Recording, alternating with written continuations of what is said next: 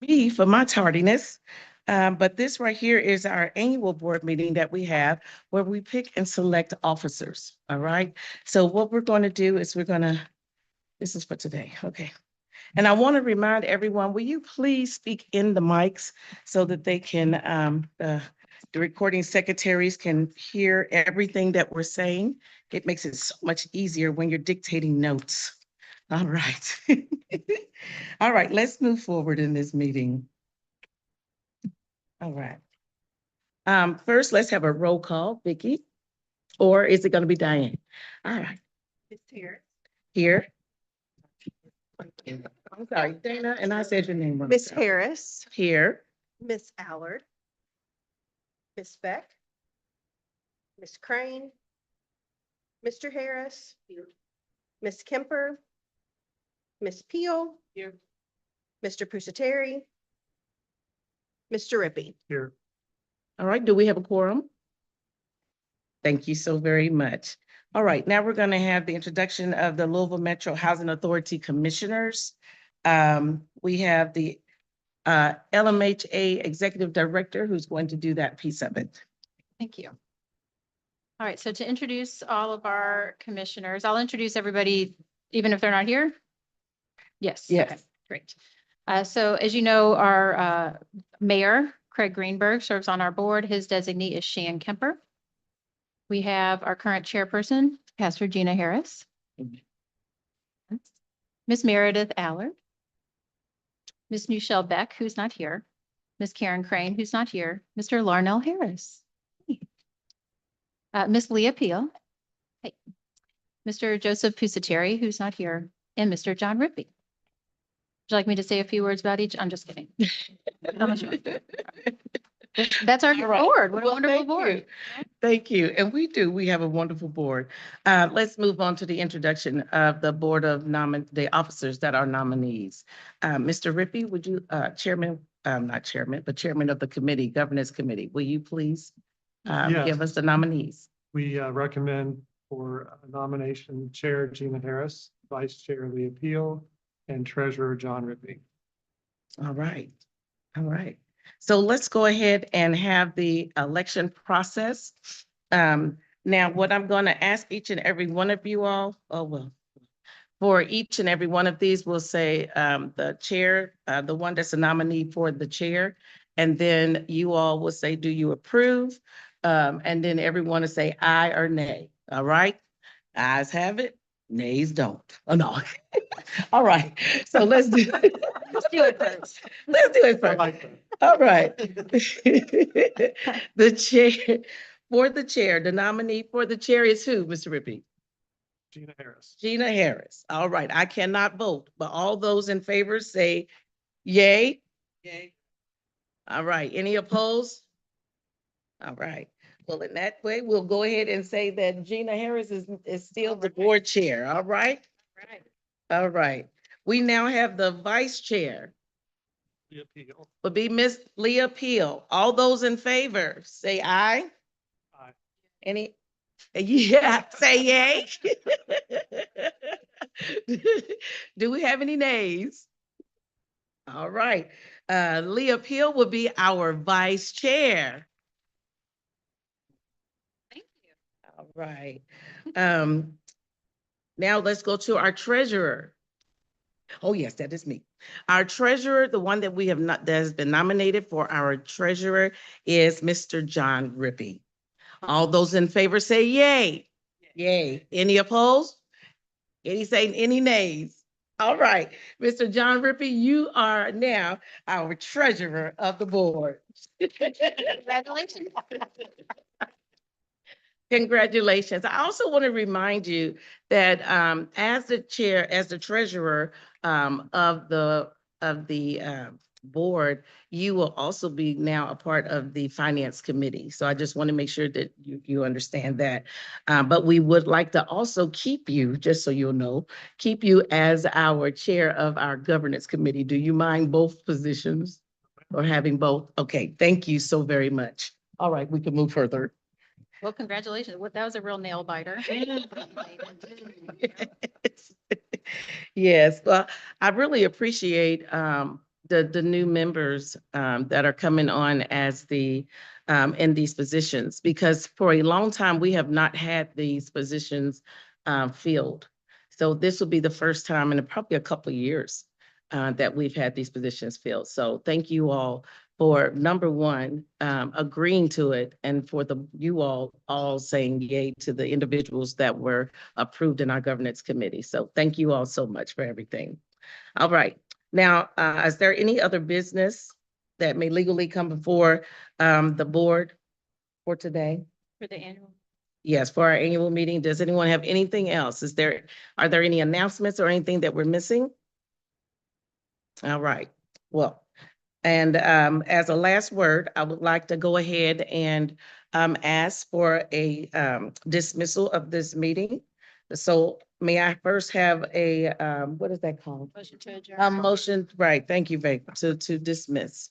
So moved. All right. May I have a second? All those in favor say aye. Aye, ayes have it. You all will see y'all in a minute.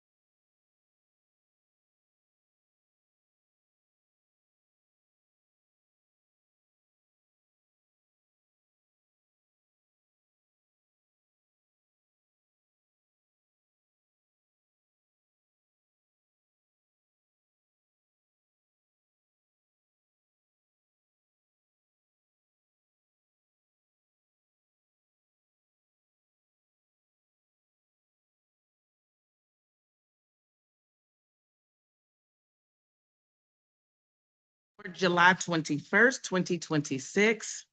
May we have a roll call, please? Ms. Harris, Here. Miss Allard, Here. Miss Beck, Miss Crane, Mr. Harris, Miss Kemper, Miss Peel, Mr. Pusateri, Mr. Rippey. Do we have a quorum? Yes. Thank you. I'm going to ask that everyone please speak into the mics clearly so that the recording secretaries can understand everything that we're saying in our meeting on today.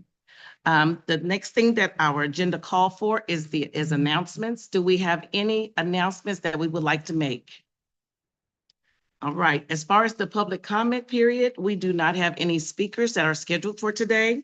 So we will move on in our agenda. Do we have any committee reports? Yes, we do, coming from the Coke Committee. I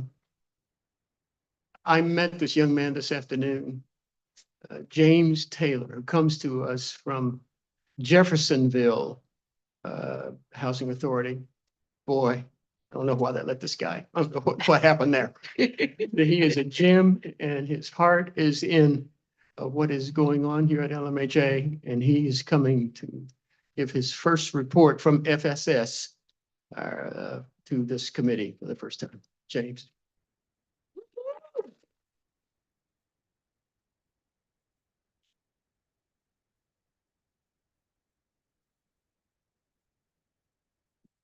And I didn't introduce Melinda, but you know her. We would like to welcome James to the board meeting. Thank you. Hello, everyone. I was gonna have behind Melinda. But she said she's too short, but. Yeah, I'm just, first of all, it's an honor to be here. I think that LMHA is a beautiful place to be. And folks are sincere, not only about providing safe and affordable housing, but also about the other side of the coin of self-sufficiency, which I think means a whole lot for our residents and for the organization. So just some highlights. I think you've got the report in front of you. But we've hit the ground running. And the first thing we did is we've been meeting with the marketing team to sort of put together a branding strategy. And that's a work in progress. So we look forward to reporting updates soon, perhaps the next time about the process, about the progress there. But that's an ongoing process. We did go through our current participant roster to sort of get an idea of who was engaged and who was not. And that has been actually very, very successful. Rather than identifying individuals need to be terminated for non-engagement, we actually uncovered several folks that could graduate. So I'm very, very excited about that. And we celebrated that graduation last week, I believe, along with our scholarship recipients. So that was a really exciting time. I would encourage everyone that hasn't yet, please go to Facebook or LinkedIn and look at those lovely pictures and watch the video. It's really, really exciting. And I'd like to thank our FSS and homeownership folks for being a part of that, and everyone coming together to make that make that happen. So really, really good. Thank you, everyone, for that. And then just some program highlights. So right now we've got about 204 active engaged participants, and that's kind of a solid number, I think. And we'll begin building up enrollment and capping that to a more manageable number. I think we haven't really decided on a total number, but about 250 participants would probably be a good number to start. So I'm hoping to soon have an orientation as well as a good start. We'll probably start at least annually at that point. We saw an average earned income increase amongst those that are working, about 14,000, and that's per household. So that's really impressive. So these are all sort of, point A, and then as we continue reporting, we'll see, we'll actually begin to see trends. we've got about 6% of our participants on TANF or receiving some sort of cash welfare. So we're working to work especially focused on those families to improve that number. And of course, now the number says 19 in your report. We actually at the end, though, we had about 23 graduates. So that's not bad. That's actually pretty good. So that I'm really excited about that. And our average escrow for the graduates was about $7,600 or $7,632. And then, of course, you've got this time we decided to share some success stories. We actually met Patricia Brown this morning in person. I met with her on the phone prior to this report, but actually met with her this morning. And wow, I'm really, really excited. Today she finished her practicum and wrapped up her master's degree in social services. And she's also a family Scholar House resident. So clearly we're saying goodbye to her because she's at that point where we got to sort of push her out the door. And that's the whole purpose of FSS, right? We've had about 3 of those actually. So that's what we want to see. We want to see folks sort of move and grow up, and we push them out of the nest. I'm really excited about that. Of course, Jasmine Ammons, pretty much the same story. So we're excited about her as well. She finished her nursing degree. She's going to hang around for about 2 years in the Louisville area and then pack up and go to Florida, where she had inherited some land, and she's going to, of course, buy a house. I'm really, really excited for those two participants. And these are just examples of some of the success stories that we've seen with our graduates. Are there any questions? I just started running with this. I wasn't sure what I was going to say. So are there any questions for me? We like to keep you on your toes. Absolutely. I was like, That yes. was great. I want to echo Commissioner Harris's comments. We're so happy to have you on board. And we're so pleased that Melinda has stepped up to help with this program as well. You've really hit the ground running. We've made great strides in the program, and I'm so excited for the relaunch and the reboot that you can talk about either at the next meeting or the one after that. So Yes. thank you. We're so happy you're here. And it was a really wonderful scholarship and graduation ceremony last week. Good job. Yes, and that's what I wanted to say as well. Yes, I truly enjoyed it. Even the way you all personalized it, it was really, really good. So I just want to congratulate everyone that worked on that. It was beautiful. Okay. All right. Thank you.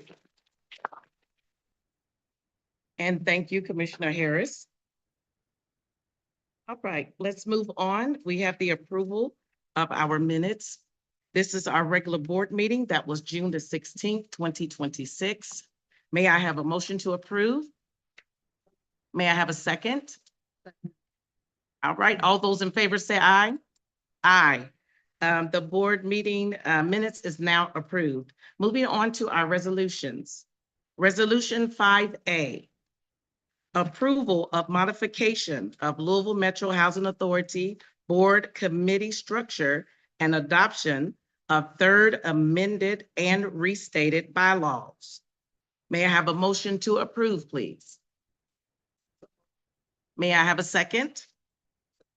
All right, ready for discussion.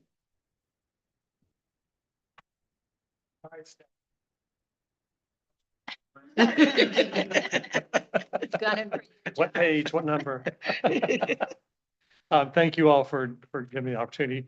A quick update, the governance committee did meet. In addition to this, we covered a few other things, one of which is coming up with a more defined procedure for executive compensation review. And we'll talk about that more at the next meeting, hopefully. Our next meeting of governance committee, and then we'll bring it back to you guys for look-see before the fall comp review session starts. So anyway, back to the resolutions. Thank you, Benjamin, for your help on getting these done. He did most of the work, so I'll just talk about it. But the few things we want to clean up, we talked about at the last meeting, combining the committees in from 6 down to 3. And that was the biggest part of this change, and that was combining COPE and see what we there.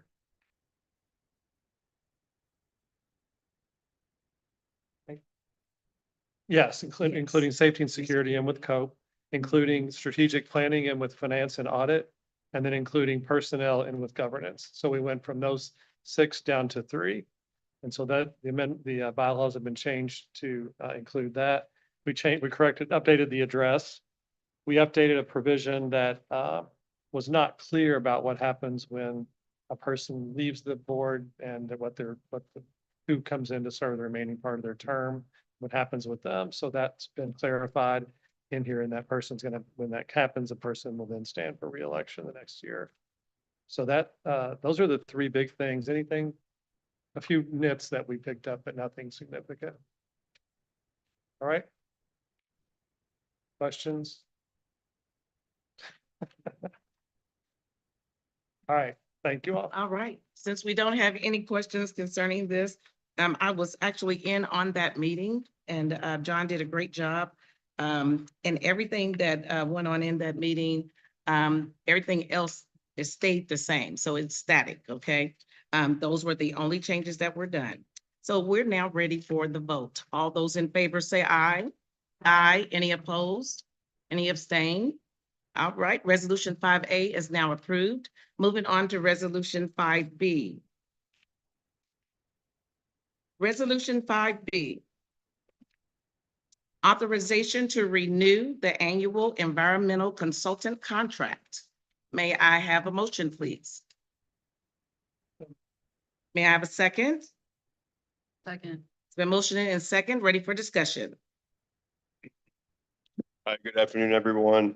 CMEC is our environmental contractor. We would like to renew a contract with them. A couple things I want to point out for this resolution. The $620,000 that we're requesting, the not to exceed, is a substantial amount of money, obviously. 320,000 of those dollars are coming from grants separate from our moving to work grants. So these are grants that we applied for and received for radon testing and lead-based paint testing and mitigation.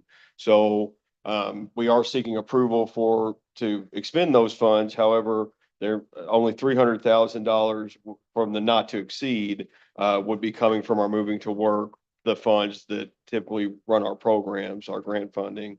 So I wanted to note that. I also wanted to note that we were out of renewals based on the last competitive solicitation for environmental consultation. I worked closely with my team to discuss this. CMEC is so intricately involved in so much that we have doing now, so much of what we're doing now, that we're using a sole source justification, which is permissible in the regs for procurement. And there's two different reasons that are laid out in the justification. One being that it can only be fulfilled by a single source. If you read through the bullets there, CMEC is in the midst of work at many of our properties. And a lot of this has to do with development too. So if we want to tear something down, there has to be an environmental review. We want to build something new, there has to be an environmental review.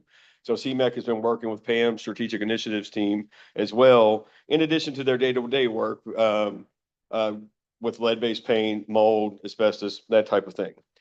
So considering that work is in process and due to CMEC's involvement, we can't rewind and restart. We have to move forward. So this can only be fulfilled by a single source. Not to mention, another exception to competitive procurement is a public exigency or emergency, 2 CFR 200-320C3. Because CMEC is currently in the process of ongoing remediation of black water and mold at 14 different sites, Dosker Manor is vacant, and the longer a vacant building stands before we can tear it down, the less safe it becomes just over time. And so because they're doing the environmental work there, or working with various partners for the environmental work there, we consider that to be a public exigency or emergency. So we don't bring a lot of single source justification, but we believe it's more than warranted here for this renewal. So that being said, let's see, I've discussed the different funding sources. I've discussed the ongoing work with the strategic initiatives team that's in addition to the current work and the typical work that we would utilize CMEC for. And I've discussed the single source justification for the procurement. But I'm happy to take any other questions. Now, since this is a renewal, the fourth renewal, the last renewal, did we have to get a sole source designation on that, or could we not have just renewed it considering it's under our procurement that way?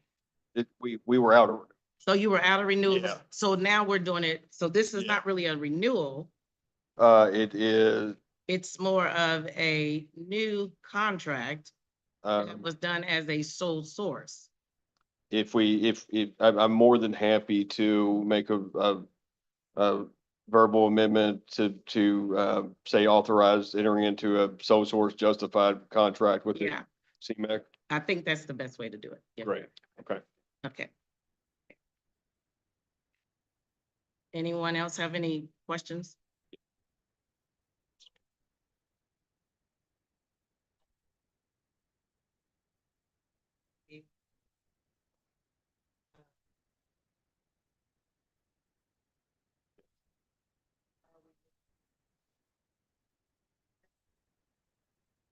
So the grant spending, which CMEC doesn't do the actual work, but they make the work plans and submits them, we, we have two different grants that are use it or lose it, right? So we anticipate work beginning, but work completing on the radon grant, spending that down to zero, and then beginning the actual abatement work with the lead-based paint grant. We have a couple of different projects. One's being held up in the process at 8 Simple Spears that we would like to get some lead-based paint out of the windows there. If that does not work, if we cannot obligate the funds in time for that, then we have a backup project related to Parkway Place lead-based paint. So that's over half, a little over half, that's 320,000. The going up from last year's spend of 187 up to 300. So that 187, the vast majority of that is going to be related to mold abatement, lead-based paint abatement, asbestos abatement, that the typical work. And then we put a little more into the not to exceed, because we know that CMEC is going to need to work hand in hand with our strategic initiatives team for these development projects. So when you need an environmental review, they're integrally involved there. So when we were coming up with this amount, which we did want to make sure we weren't asking you all for more funds than we expect. Michelle, who put this together, did talk to Pam, and this is the amount we came up with the understanding, as we typically do, it's a not to exceed amount, right? So we don't want to keep coming to you all for, intervals of $10,000 or whatever. So so I would say, between the understanding that we are going to do significant lead-based paint remediation work in the coming year, combined with, and that's grant funded, combined with the additional strategic initiatives, that's how we came to 300,000 for the moving to work funding. Do we have any other questions, comments? All right, we're ready for the vote. All those in favor say aye. Now, wait a minute, before we say aye, all those are in favor, say aye with the noted change. All right, if you're in favor with the noted change, say aye. Aye. Aye. Any opposed? Any abstain? All right, Resolution 5B is now approved. Thank you so much. Moving on to Resolution 5C. Authorization for renewal of annual tree trimming and removal contract. May I have a motion? May I have a second? All right, it's been motioned in second, ready for discussion. Okay, so Bob Ray, we keep on hand for as needed work as it relates to tree removal, things that are outside the scope of what we can do, which is laid out LMHA's limitations in tree removal. It's laid out there. So Bob Ray, we met and came to consensus that we thought, they were doing a good job, and above average, actually, as noted there. And we, the $75,000 is the not to exceed. You'll see spending history, going back over the past few years, 91, 47, 43, 30, 85, 72. So we wanted to come down from the year over year 91 spend. We did do quite a bit of tree removal at Liberty Green. We had a huge tree taken out at Lord's Hall that the residents were concerned about, along with some of the staff. So we don't anticipate that amount of work. We don't anticipate $75,000 worth of work, but as you can see now, with the weather and our trees only become more mature, that we do want to be able to have someone under contract with room in their contract should an emergency come. Bob Ray's done a very good job. We keep on them to make sure the work gets done. They're quick to get to the work. And so this would be a renewal. And we're at the 1 year anniversary of discussing how we came with Bob Ray and the selection of different trees. I remember Mr. Pusateri had questions about that. This is a renewal of that original contract, you know. We discussed last year, moving forward, we would probably do our competition a little bit different. Fortunately, Bob Ray has performed above average and we want to keep him on board. So this is a renewal. And if I recall correctly, it is the third or fourth, hang on just a second. Or no, this is the second one. No, the first in 24, second 25. This is the third one. So yeah, sorry. I am presenting this for a different submitter, as you can see. So, but yes, I did discuss this with our maintenance team. Bob Ray does a good job. Happy to answer any questions.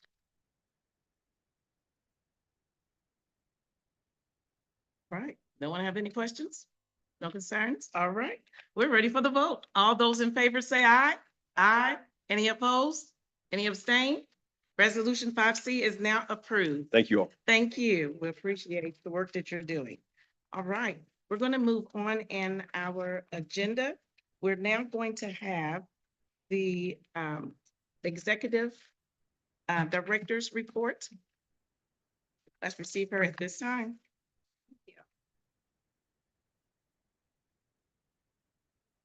Thank you all, and good job to all the presenters and preparers. Good job, John. You did a good job with that one. Okay, so I'm going to talk about some additional proposed changes that we have put out for public comment to our moving to work plan. So as a reminder, last month we talked about our top priorities for the coming year.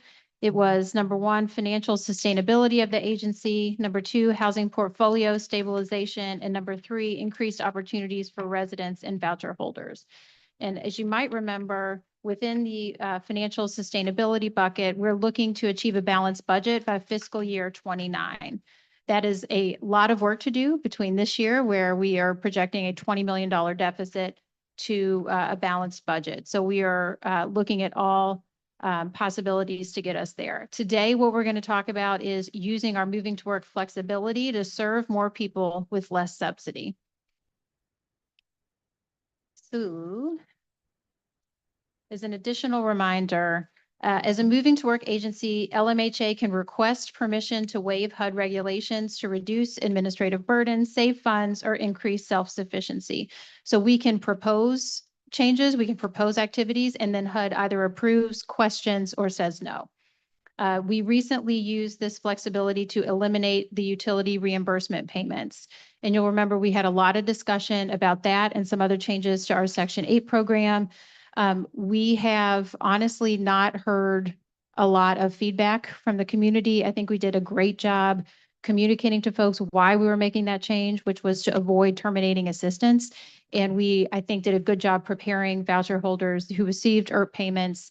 So we have not heard a lot of pushback, and we're checking in with our call center all the time to make sure that that's the case. So an additional piece of background here is that over the last few months, LMHA's senior leadership team has undergone an MTW reboot.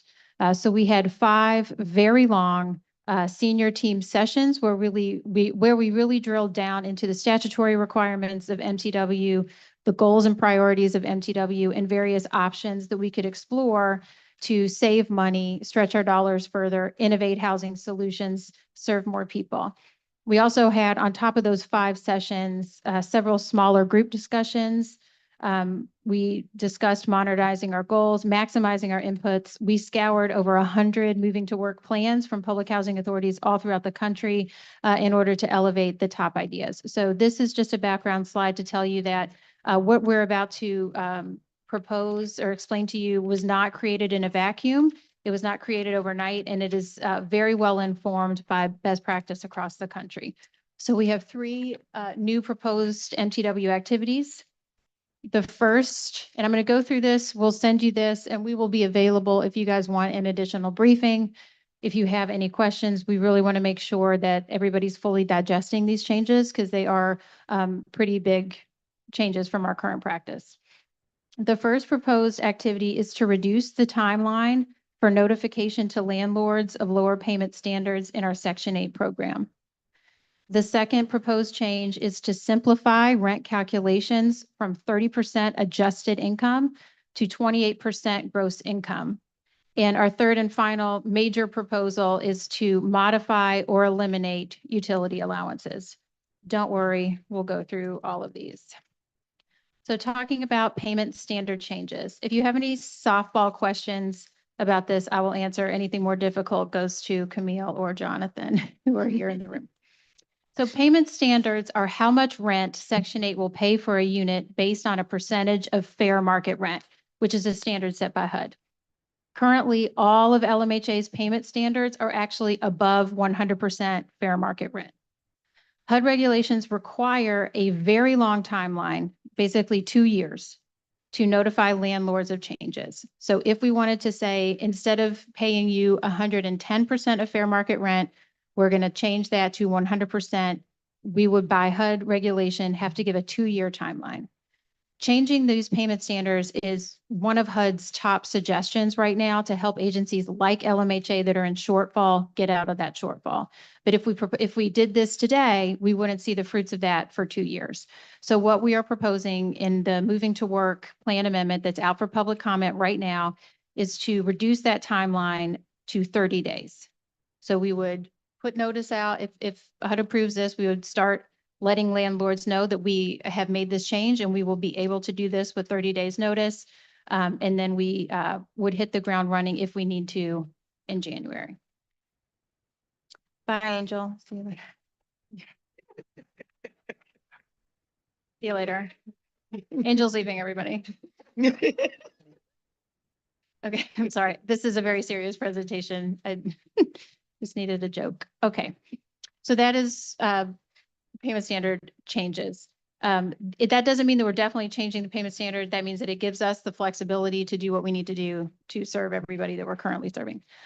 Okay, number 2, simplifying rents. Currently, public housing residents and voucher holders pay at least 30% of their adjusted income toward rent.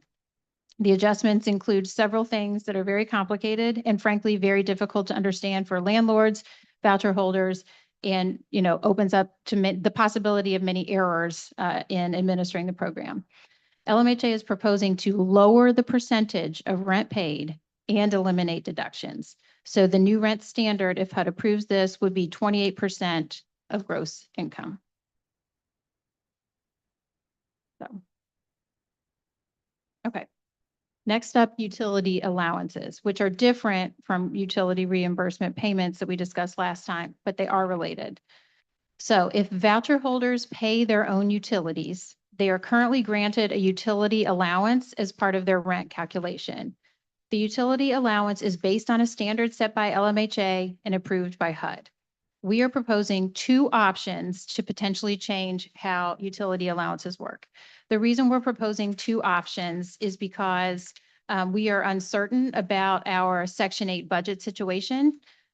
We are approaching the end of the federal fiscal year, which is the end of September. We do not know what our funding from HUD is going to look like after that time. So we are proposing 2 options, hoping that HUD would grant us the flexibility to discuss and choose which option would be better for our program, given our budget realities. So the first option is an incremental approach. This chart here on most of your left is our current utility allowance, which is, we recently streamlined last year. So we have already done some streamlining of utility allowances. What we are proposing here on your right is a tiered utility allowance that would still allow for a utility allowance, but it would be lower across the board. So there would still be something baked into the rent calculation, but it would be much lower than it is right now. The second option would be eliminating utility allowances. So this means that housing choice voucher, project-based voucher households would no longer receive a utility allowance as part of their rent calculation. We recognize that this would create additional financial pressure for some households, and reasonable accommodations would remain available for qualifying disability-related utility needs. So let's talk, we told you what the proposed changes are. Let's talk about potential impacts. Moving to one, is this the right slide? Yes. Moving to 100% fair market rent for all vouchers could potentially save LMHA $8.9 million a year. So that would be, again, going to all the landlords with 30 days notice if HUD allowed us to do that. And say, we're going to change the payment standard here from 110% FMR to 100%, we could save $8.9 million. Moving to 28% gross rent from 30% adjusted, I'm sorry, 28% gross income. We missed that one. It's 28% gross income towards rent, as opposed to 30% adjusted income, would save $2.4 million annually. So that's actually a very small savings considering the size of our program. So it would have minimal impact on voucher holders and public housing residents. But the real benefit there is the simplification. I can't tell you the number of people who are confused by this $50 minimum rent that we put out there, because it's not as straightforward as $50. There's all these deductions and calculations. So it is very difficult for, again, landlords and voucher holders to understand. This is also a very popular change amongst other MTW agencies. If we were to do the incremental utility allowance, it would save approximately $5.7 million annually. And if we were to eliminate utility allowances, it would save $13.1 million annually. So if you look at, and we will recirculate the draft plan that's out for public comment, we have charts in there showing how this would impact households in terms of increasing their rents. All of these numbers are a snapshot. It's very difficult to project savings sometimes because things are changing constantly. These are all taken as snapshots. So if we were to do all of these things combined, we would potentially be solvent as an agency, which would allow us to continue to serve all voucher holders. It would also give us the flexibility to do more innovative things with our MTW program, like offer gap financing for developments, invest in down payment assistance potentially for people seeking to own a home. We could do other things with our money. Right now, we're hanging on by our fingernails to keep serving our voucher holders and public housing residents, but we also want to prepare for a future where we're able to innovate as a stable agency operating in the black. So this is the reason that we are proposing these changes. Our goal is to get public feedback, make any adjustments as necessary, and then get approval so that we can begin implementing this in 2027. The ideal timeline that we're looking at is this. Right now, these proposed MTW amendments are out for public comment. We have a public hearing, a virtual public hearing scheduled next Thursday at 6 p.m. We will bring a board resolution to you all on August 18th for vote. So again, if you have any questions or you want to talk about it further, look into things further, we'd be happy to do that. We really want to make sure that you're able to vote on this with a full understanding of what we're proposing. We plan to implement the payment standard notification timeline change in January of 2027. And then the implementation of rent simplification and UA changes next July. So I think that's the long and short of it. We've been talking a lot about this, and we all as a senior team, we all agree that these are the best options in front of us right now. We understand that these are enormous changes for the agency and incredibly consequential for low-income households. That said, I think the best thing that we could do for very low-income households in Louisville is to have a strong and stable housing authority. And coming to you guys next year with another $20 million operating deficit is not an option. So we don't take these decisions lightly. I keep telling the team, maybe we'll get a windfall of funding from HUD and we won't have to do any of this. But I'm just not sure that that's the reality that we're living in. Are there, yes.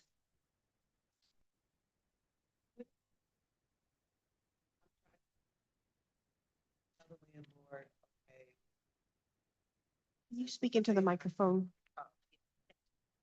So the 10% shift to the landlord, like, how does that impact the person under the lease? Does that make sense? Oh, that's a good question. Would it be at least renewal?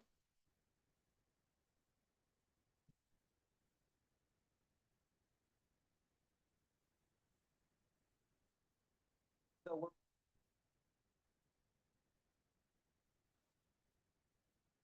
wouldn't tell the landlord that you're gonna pay them 10% less until it was closer to recertification time, because then the landlord has to decide, are they gonna charge the same amount?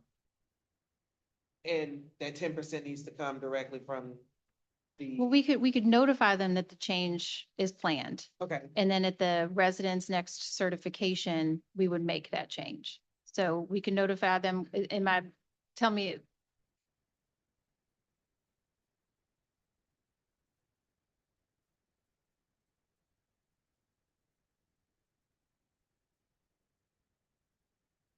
and we,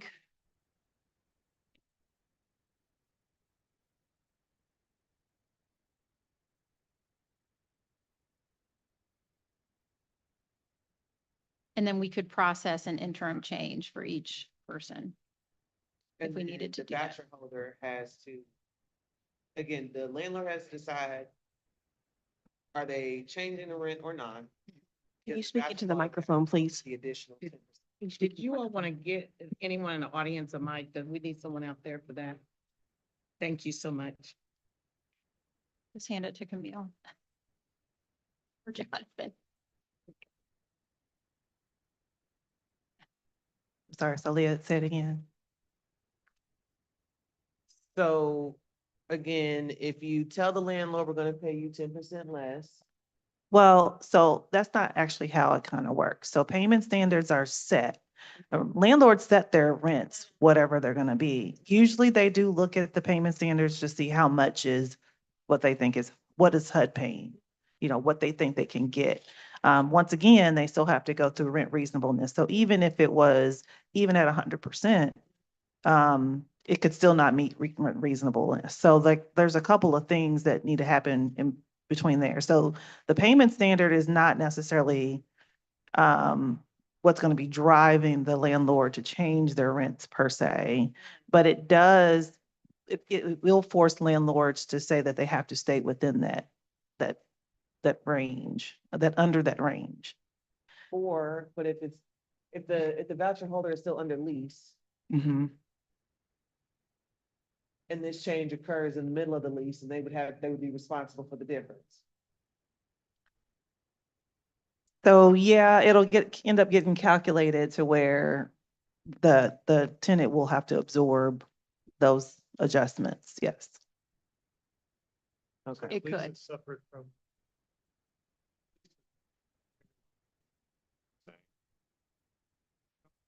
Yeah, so the lease is between the tenant and the landlord. Right, You know, the HAP contract is between the housing authority and the landlord. and those are. Those aren't necessarily together. So the landlord in his lease has a set rent amount that he charges. But in order to have a HAP contract with us, he's got to set his rents below the payment standard in order to be covered with HAP. Right. So if we're changing something like that in the middle of that situation, they would be notified of, you know, what that adjustment will be. And if the landlord is not willing to accept maybe the lower amount or adjust the lease with the tenant does absorb the impact So right now landlords are generally charged up to 110%. of the Of payment fair standard. market. Yep, a fair market. Mhm.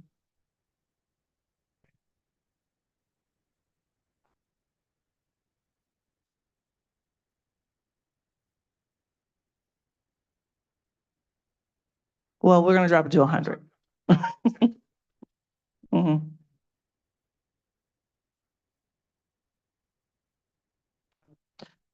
Well, they might, or it could happen at research. Okay. So at research, and we would probably recertify them that year. So the thing about it is like, we're saying biennial research, but you can research at any time. We don't have to have a prescribed timeline for that. That is just giving us the option to be able to research within 2 years. So we would just do a recertification. And at that point, the landlord can make the decision. Now what it does do, it's gonna either force the landlord to either lower their rents a little, or it might force our tenants to have to look for a place that's affordable. This is something that this is not, the changing of payment standards is not an MTW flexibility. Every housing authority can do that. And a lot of housing authorities have either already done that or are working towards that right now. So we could also reach out to folks and see what kind of impacts this is having on like landlord behavior, resident behavior. What we have seen in the past when we've made changes that haven't necessarily been popular with landlords is that they stick with our program because it's guaranteed income. They have somebody else they can kind of call if issues come up. So, you know, we can't predict what each landlord would do given this information. But we are not seeing mass evictions or mass homelessness in places where this has been implemented. If that makes sense. Okay. So what we're proposing to change is that timeline, not how the payment standards work. You gotta get the mic or you're gonna get in trouble. I think one thing to keep in mind is payment standards, they go up and they go down every year, regardless of what this is. So for example, the payment standards in 24 were higher than the payment standards in 25 and 26. So HUD will set what the fair market rents are in usually every October. And then we have the right as a PHA to set our payment standard anywhere from 90% of that FMR up to 110%. So we have generally here always done, I think, 110%. This year we have a mix of 105 and 110.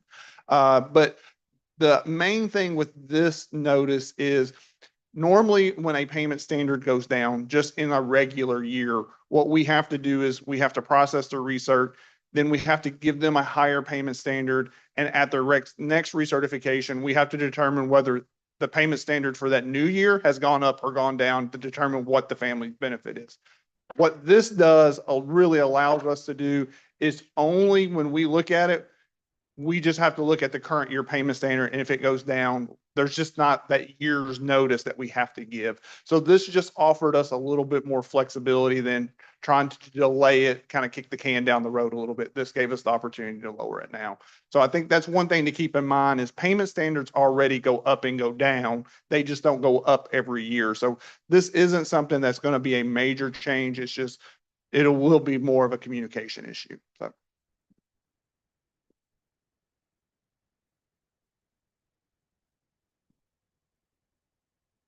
And also too, given our financial picture, the reason why we don't want to delay that year is because of the financial impact that it has on us. So if we can expedite that process, now we can see the impact of that actual change as opposed to waiting for another 2 years. And also too, you don't want to, you also run the risk that they even drop lower. So that's the other thing too. We can adjust. But again, this is a popular thing happening right now because for non-MTW agencies, if you are in shortfall, you have very few options. Like we were able to end ERT payments. We're proposing these other changes. Traditional PHAs without those flexibilities can lower payment standards or they can terminate assistance. So there are other housing authorities in this state where there are people out there with a voucher trying to find a unit, they're getting calls from the housing authority saying, you don't have that voucher anymore. So that is what we do not want to happen. The only thing, excuse me, the only thing that probably suggest is to make sure that when we put out communication, if this is approved, let's make sure that communication is very clear to the individuals that will be impacted by this. The reason why I say that is because, I'm sitting here and I'm listening to it.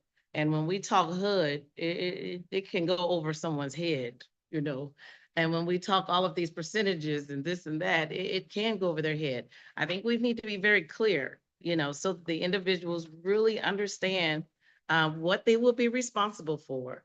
The landlords will truly understand what's really happening along the lines of the income that they're looking to receive. If we do that, I think that we'll be fine. The only other question that came to my mind is the changes that we're making. Are these already proven changes in other cities and counties and things of that nature? Are we saying, yes, it's proven? Or are we saying this is what everyone's trying to do? So the 28% gross income on rent is proven in many different examples. Shortening the timeline, and payment standards change all the time. Shortening the timeline on payment standards. I'm not sure if others, I can't remember if that's something that others have done. Does anybody remember that offhand? I think it is because we researched every single did. action against other MTW agencies. So And then the utility allowance pieces, there are only a handful of housing authorities that have eliminated utility allowances with their MTW flexibility. So we don't have a huge sample size there, but it is always a possibility to bring something back. Like if we had to do this for a few years and our budget situation improved and things weren't, it was having negative impacts on residents, we could change that back, of course, at any time. I think it makes sense and it's great for us.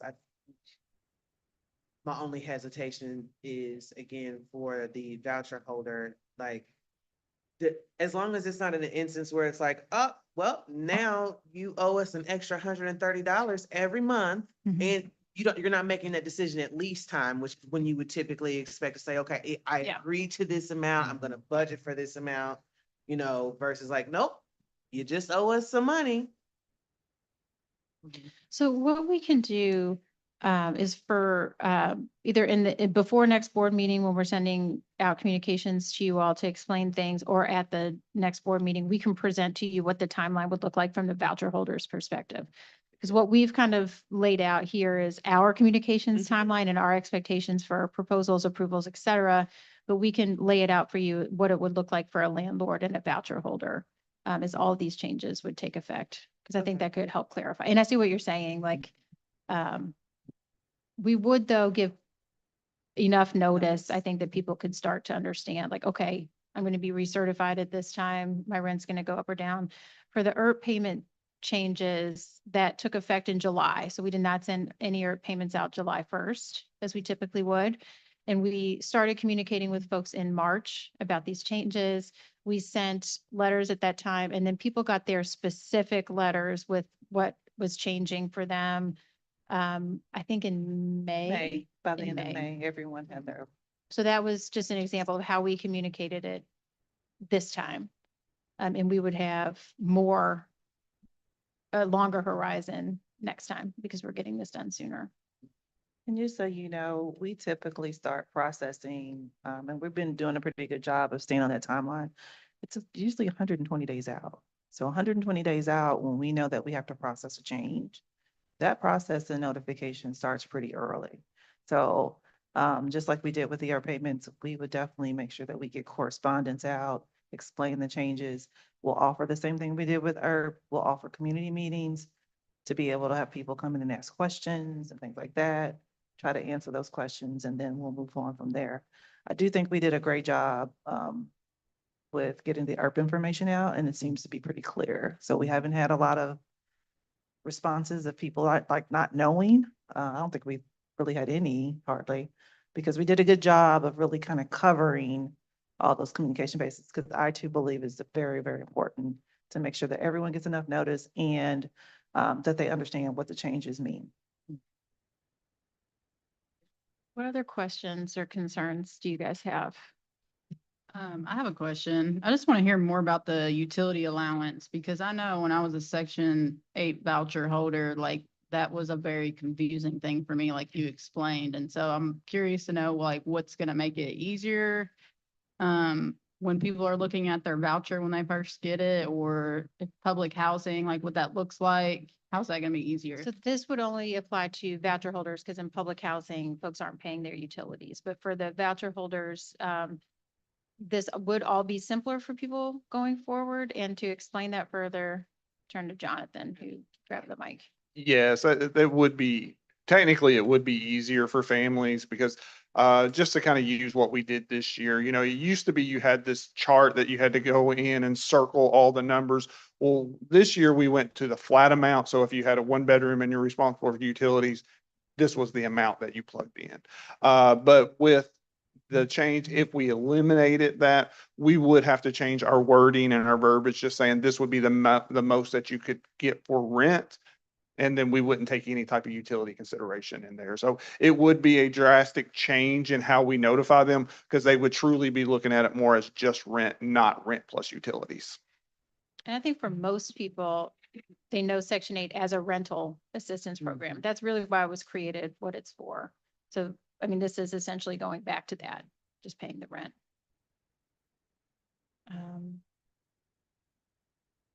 What other questions or? So if utilities is in the rent, it still would just go under rent? Yeah, you don't get a utility allowance if your utilities are included. That's why public housing residents don't have one. Yeah, I think I have more of a concern. I just see this being more impactful to voucher holders. Because I feel like, you know, it does kind of go around the landlord's behavior. And I think that's what I'm most concerned about, is like how they're going to react and how that number is going to diminish down to, you know, who can go where with their Section 8 voucher. It's really just that concern. Do you mean like landlords leaving the program, or units being unaffordable, or both? I know with the utility allowance gap, that was a big thing when it came to like voucher box numbers. And finding landlords who match that number for the room size. I know there's a gap there when it comes to private landlords specifically. And then also just other apartment complexes that take Section 8 vouchers. So there is a concern there with the number of utility allowance lowering, and then also rent rates going up. Yeah, I share that concern. Do we have, so we have implemented our flat utility allowance now for how long? Has it been a year, or is just It started in January. started in January? Do we have anecdotal or actual evidence as to changes in rents or landlord behavior?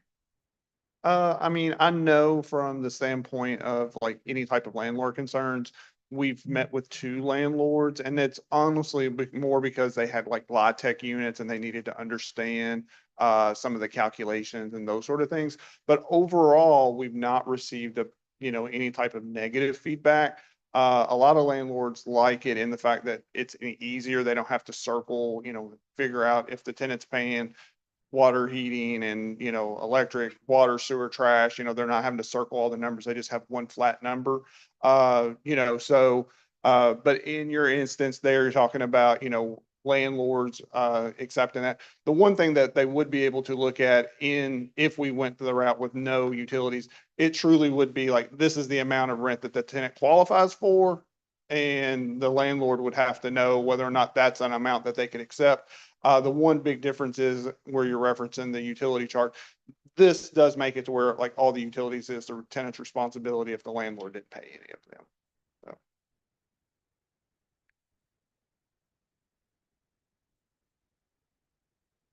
Honestly, that makes it easier for the landlord because now the landlord doesn't have to figure out how to bake in the utilities. Because what would happen to us a lot of times is that when they got their, I guess their payment standards. So like, remember, the landlord looks at this number and they think, okay, I can charge this much. But what the landlords were never factoring in was the utility allowance part, right? You have to subtract that from that to get your rent amount. Well, this process actually makes it easier for landlords because now they know that this number is actually the number that I can either accept or not. And they don't have to figure out like, oh, I didn't take in consideration utility allowances. So it actually would make it would make the process for the landlord much easier.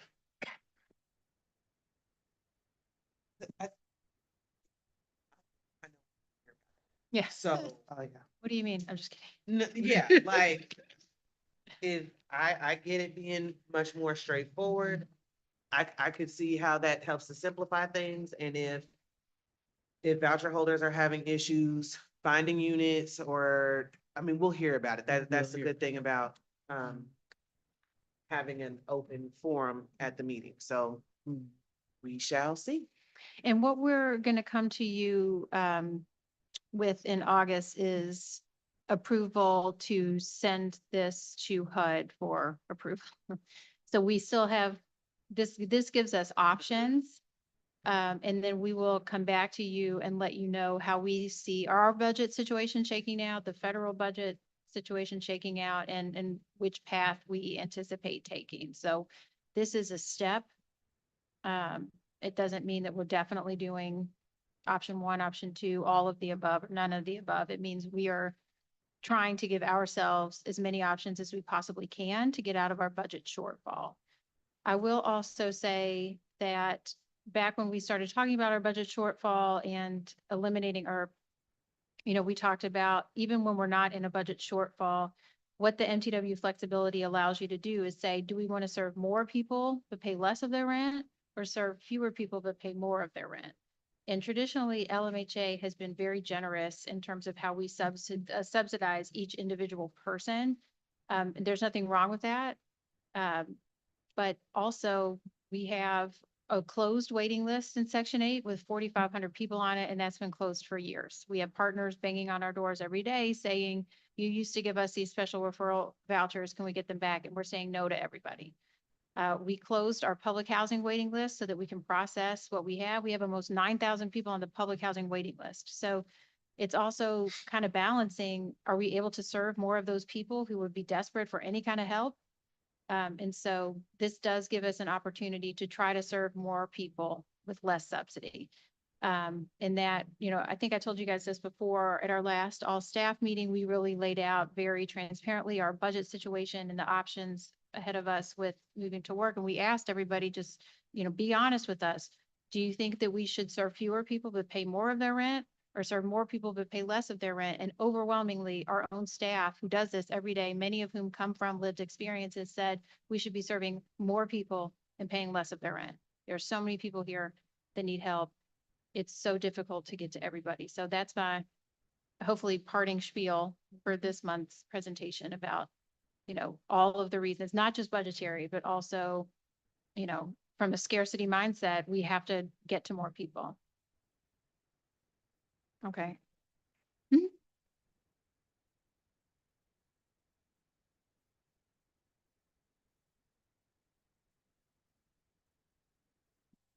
We'd love to have a surplus, yes. So our goal is to have a balanced budget in 2 years. Having a budget surplus would allow us to do more innovative things with our MTW flexibility, finance more developments, offer shallower subsidies. That's something that a lot of innovative folks that have private philanthropic dollars have done, just giving people a couple $100 a month instead of $1,000 a month in rent, just to kind of stretch those dollars further. We would be able to explore things like that if we were to have a surplus. But right now we have all these ideas. We actually have approved activities that would allow us to do gap financing and affordable housing development, but we don't have any budget authority to do that.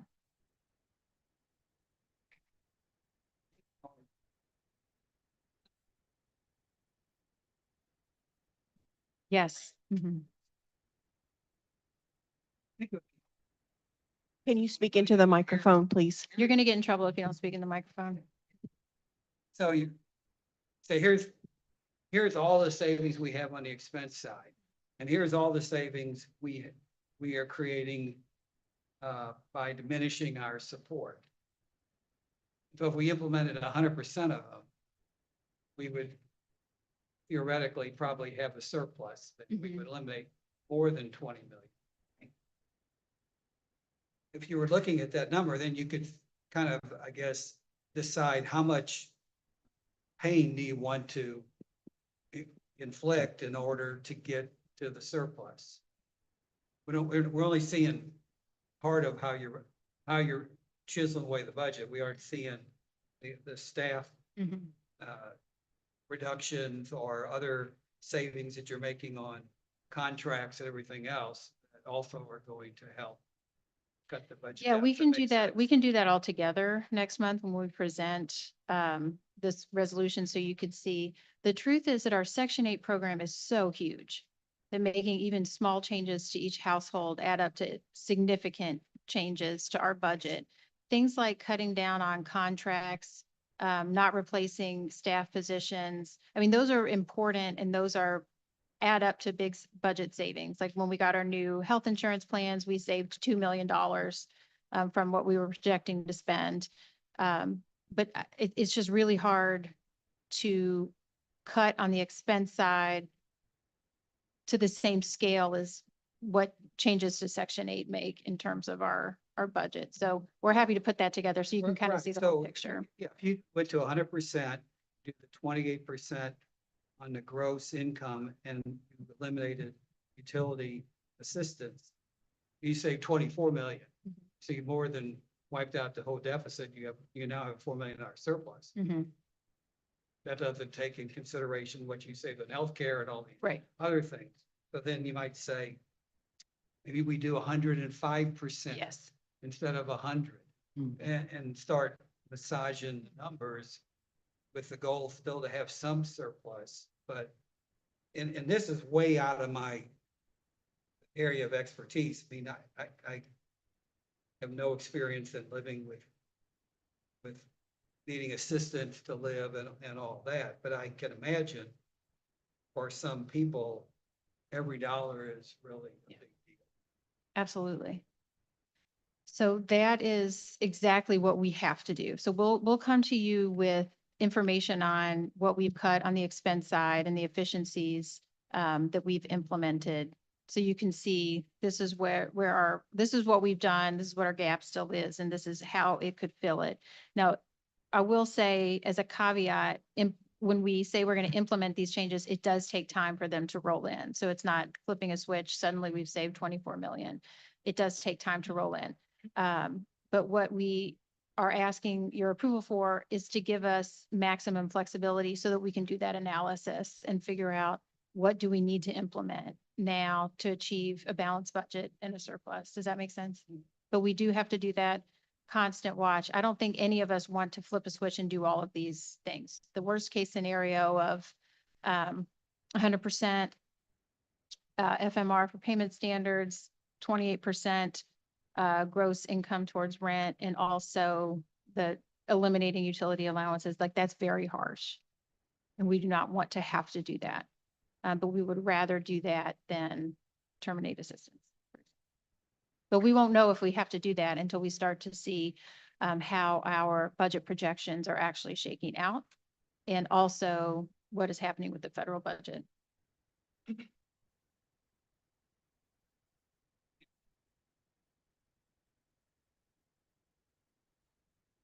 I was doing it in my company, it might be in a different way, if not in.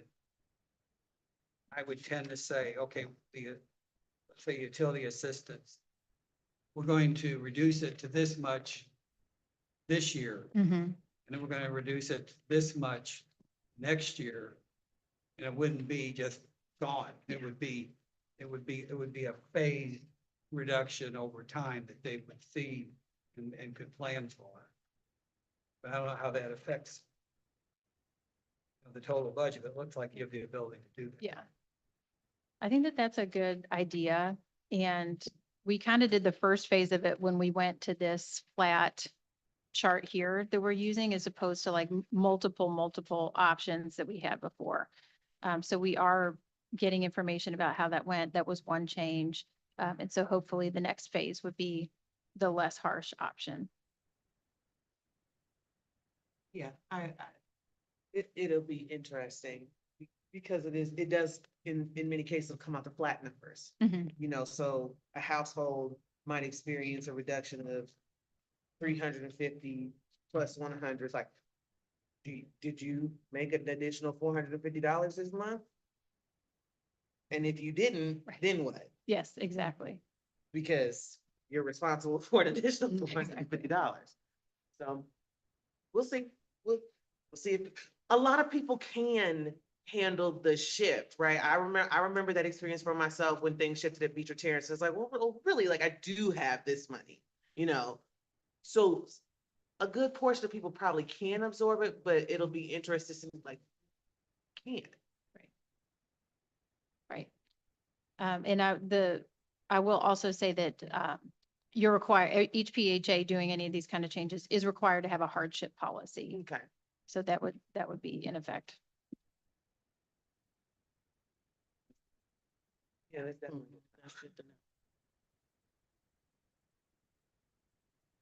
Fun times here. I think that's it.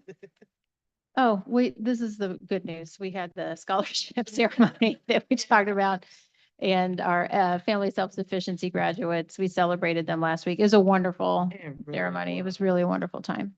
Yeah, it really was. I also enjoyed the judge that came and spoke and all of that. And just to hear the stories of the individuals and the things that they've overcome to be where they are today is the blessing. So yeah, I truly just want to applaud you all on it because I just felt like, I mean, even with the music, I mean, the music was huge. And plus, you know, I'm a music connoisseur and my friend over here is a music star, so you know, all that good stuff. So it was wonderful. It was beautiful. So thank you all so much for the experience. Thank you so much for inviting me to come. I was excited about that. I know we all got invited, but I was just invited to come and I love it. Every year I go, I love it because I love to see individuals come from the worst of times and how this agency really impacted their life to come into better times. And they're still pressing forward, you know, so for total self-sufficiency. So this is a blessing. And, you know, I even thank you for being on that committee and everyone that works with it. It's beautiful. So thank you all so much for everything you do. This community is really gaining. You are making impact in this community and the work that you're doing every day. So if you ever get discouraged, just give me a call and I'll tell you, you're doing a great job. All right. And we also I think this is the final one. Is it? Okay, thanks. On Thursday from 3 to 6 p.m. at the Park Hill Community Center, we'll have a celebration to unveil the final community plan for the Parkway Place, AKA Park Hill community. So remember, a year ago, we started a planning process with residents and community stakeholders, and we're unveiling the plan. That doesn't mean that's exactly what it's going to look like. No, it does not mean we have firm timelines for when Parkway Place will be transformed, but it means that after a year of pretty in-depth resident and community engagement, this is what we heard and what we think is possible for Parkway Place. So we hope to see you there Thursday at 3 at Park Hill Community Center. Be there, be square. Okay. That's all. Be there or be square. You told me that? All right. Thank you all. All right. At this time, may I have a motion to go into closed session? I don't think we need one. We don't need one? All right. We don't need a closed session. You want- So may I have a motion to adjourn? Okay. All right. All those in favor say aye. Aye. Thank you all. Have a great day. Okay.